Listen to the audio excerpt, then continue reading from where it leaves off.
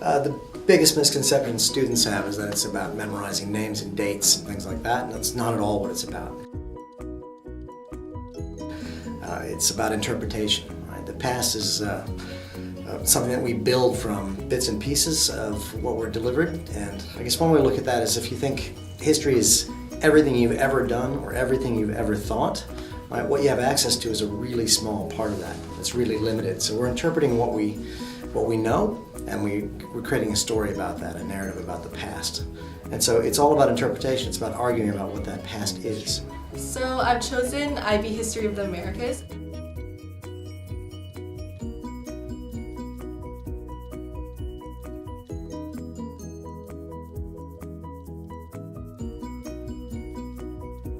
And what I really enjoy about the class is I get to see how events of the past, like from the Civil War or from the Great Depression, have shaped America into how it is today.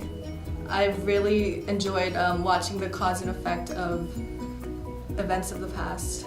But you've got to remember the past isn't what we think it is, it's what we've interpreted. So it's a good idea to learn to do the interpretation for yourself.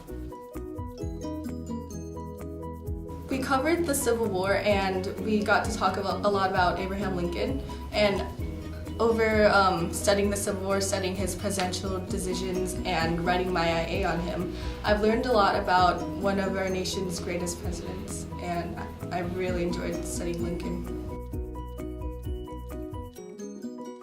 It's a lot of fun to have high school students develop the confidence to call out historians, to say that woman's wrong or that dude's got it is off. Right? Or to question historical figures. You're not memorizing this king or that president or that prime minister did this. You're saying that was a wrong decision and here's why, and I can back it up.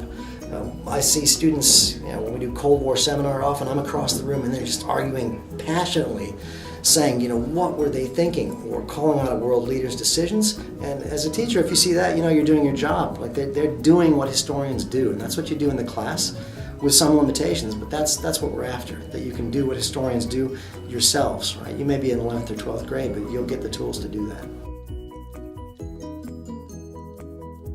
So if you're wondering what we do as far as assessments, right? It's an IB course, so we've got some required ones, but like a lot of courses, we do different assessments. A big variety, individual stuff, group stuff, written, oral, web-based, seminars, discussions, projects. We review the setup for the first topic by doing the trial of Germany, which gets pretty heated. You get to argue who's at fault. You base it on evidence. So lots of those different skills come into play there. The IB ones are pretty straightforward. If you do an SL in 1 year, or if you're doing HL, you'll get these anyway. But there's paper 1, paper 2, and the internal assessment.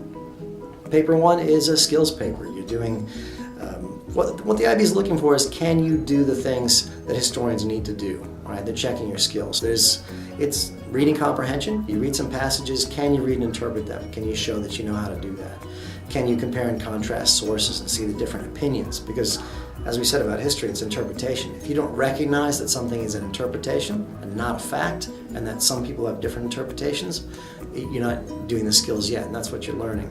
And the last part, there's a little bit of essay work at the end, but it's quite compact, and you're evaluating sources. So it'll be very familiar things to you if you take this course. Paper 2 is next, so we can pick topics. We usually do topic 2, which is democratic states, topic 5, but there are a bunch. So topic 5 is Cold War. You get questions about inevitability, ideology, whose fault was it? What sources and forces affected decision making, right? And you write a standard essay on that. There's 2 of them in a paper 2, so it's a total of 90 minutes. So they're pretty compact. You don't need massive depth, but you got to be clear.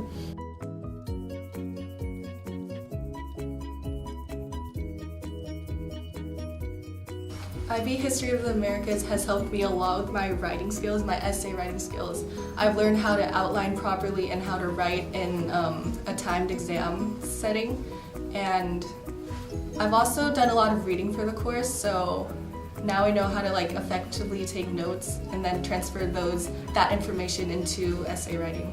But for practical reasons, you can't make informed decisions about what's going on in the world without seeing the patterns in the past, without seeing how they've been interpreted. But more to the point, you can't be informed without learning to analyze, to question, to evaluate, to support what you say with good arguments and good evidence, right? That's something that transfers to any skill. They're useful pretty much anywhere. It's vital that students don't think this is a narrow field. Using myself as an example, I went to college and did mostly history and English. And then after that, I worked in politics. I did tax, finance, and labor issues on Capitol Hill. And the skills that I learned to do in history, to be able to support arguments, to use evidence, to do research, to back up what I said in a way that could be delivered and convince people to make decisions, that came out of my study in history. Okay, this class can really help you with your essay writing. So if you're also taking psychology or any other like writing-based class, then History of the Americas can really help you with that. Yeah, there's a lot of reading, there's a lot of essays, but you also have to know how to link the information you learned